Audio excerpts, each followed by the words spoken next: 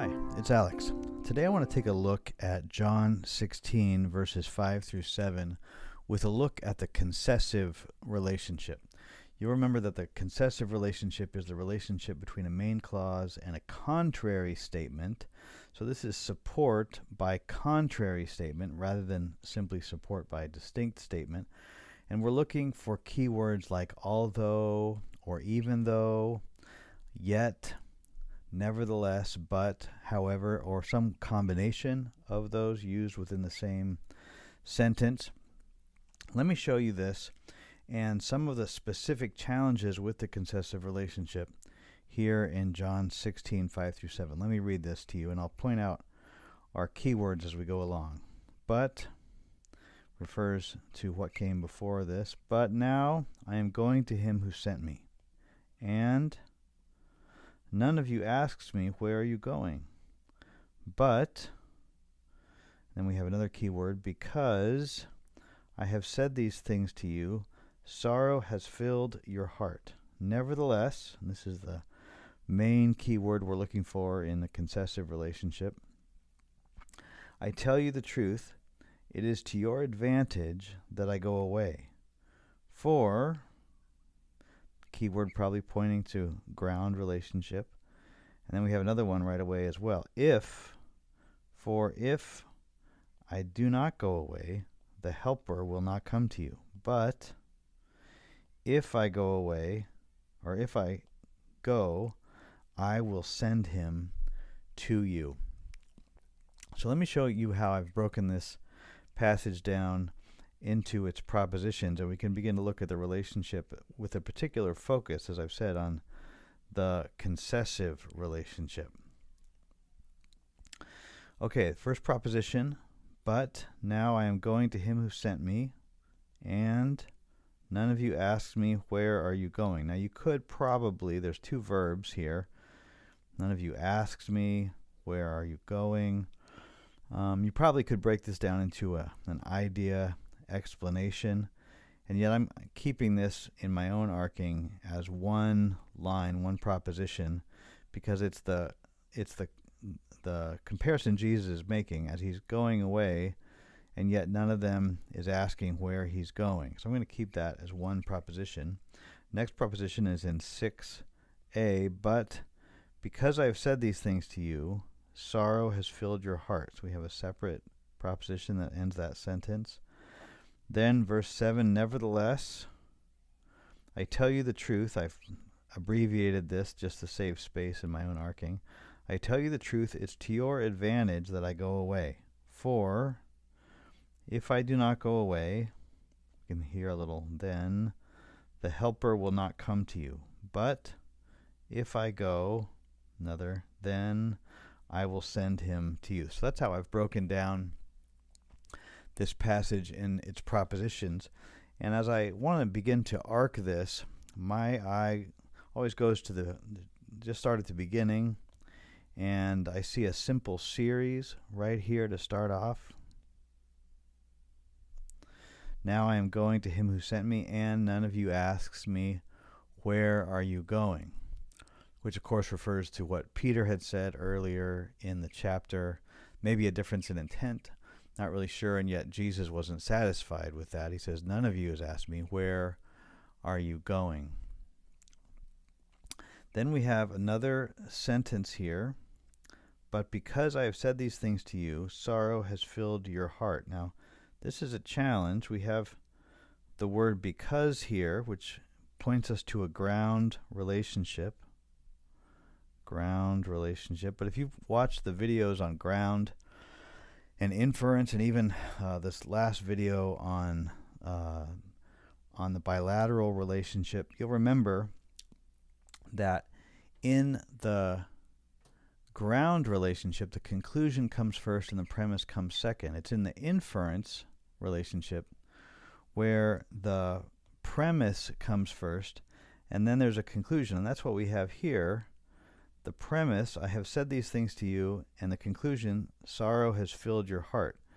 In fact, you could even, if all you had was this sentence, I have said these things to you, therefore sorrow has filled your heart, you would be correct, that it's in this order. And yet, Jesus here is using the language of ground.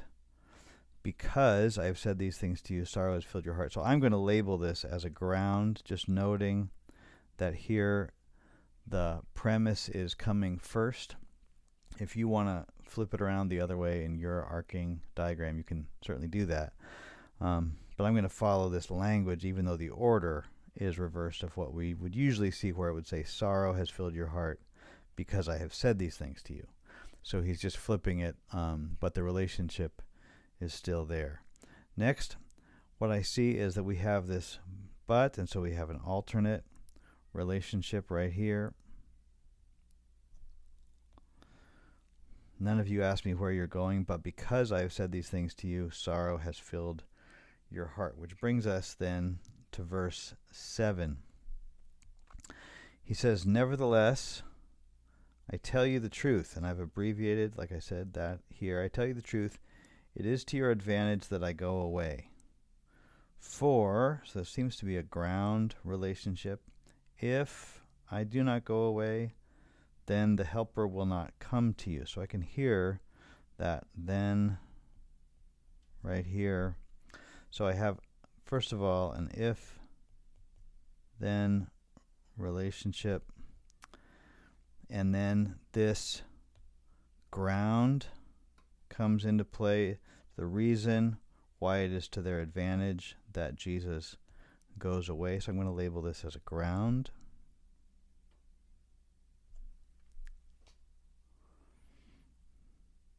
And then the question becomes, do 5 and 6 relate directly to 7a through c, or should we first define this relationship between 7a through c and d and e? And I think that's where the priority goes, because he seems to be setting up an alternative, kind of a contrast here, that if he does not go away, or if he does go away, what will be the difference?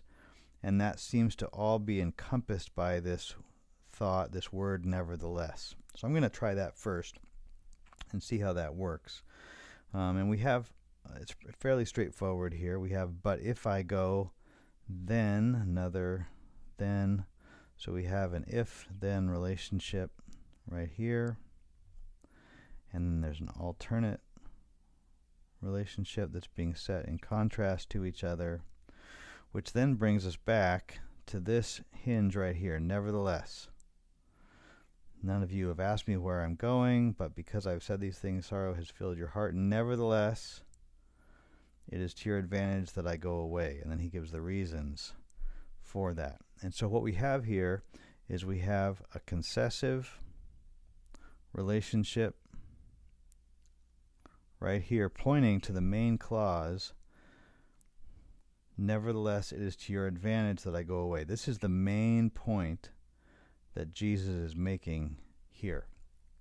And it raises the question, because sometimes I have felt confused over the concessive relationship, and I wonder if that's a relationship that can be confusing to you as well, because the question comes up, which is the main clause and which is the concessive clause? It's sometimes hard, at least the way my brain works, to nail that down easily. And so one of the ways that's helpful for me to think about it is that the key words for the concessive relationship function in different ways. We have key words, as I said, like although, or even though. And these are always going to be a little flag waving on the concessive clause, that these words, these key words, concede a point that's being made, and yet is affirming the concessive point. In our instance here, that sorrow has filled the hearts of the disciples. That's being conceded. And yet it points to and strengthens the main point, which is, even though that's true, nevertheless, it's to their advantage that Jesus goes away. And so then the other key words function according to the main clause, or in tandem with the main clause. Yet, nevertheless, or however. These words function with the main clause. So although and even though point to the concessive clause, and yet, nevertheless, however, in the construction, point to the main clause or the main point that's being made. I can show you the same point by simplifying our example here at the risk of taking even more time than I've already taken for this video. If we reduce this to just these two statements, sorrow has filled your heart, it is to your advantage that I go away. We can see that we can arc this as a concessive statement followed by the main clause. So sorrow has filled your heart is true and is even affirmed in saying this. It becomes an obstacle, and yet it points to the strength of the main clause, which it is to your advantage that I go away. And we can hear a number of these different keywords being used here if we use our imagination. Although,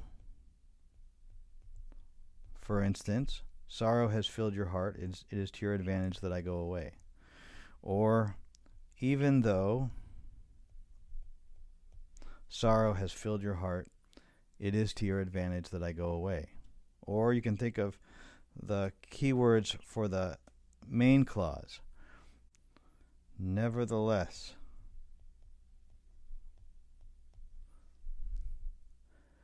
sorrow has filled your heart, nevertheless, it is to your advantage that I go away. Or the word yet. Sorrow has filled your heart, yet it is to your advantage that I go away. Or finally, however. Sorrow has filled your heart, however, it is to your advantage that I go away. Or any combination of these. You can see that when you see these words, when you see even though, although, you're looking at a concessive clause as a rule of thumb. And if you see the words nevertheless, yet, or however, you're looking at the main clause that is being supported by the concessive clause. The concessive clause highlights the strength of the main clause, while the main clause stands despite the obstacle presented by the concessive clause. So I hope that helps you to think through and identify which clause is the concessive clause and which clause is the main clause. And that's an example of how I would arc John 16, 5 through 7 with a focus on the concessive relationship.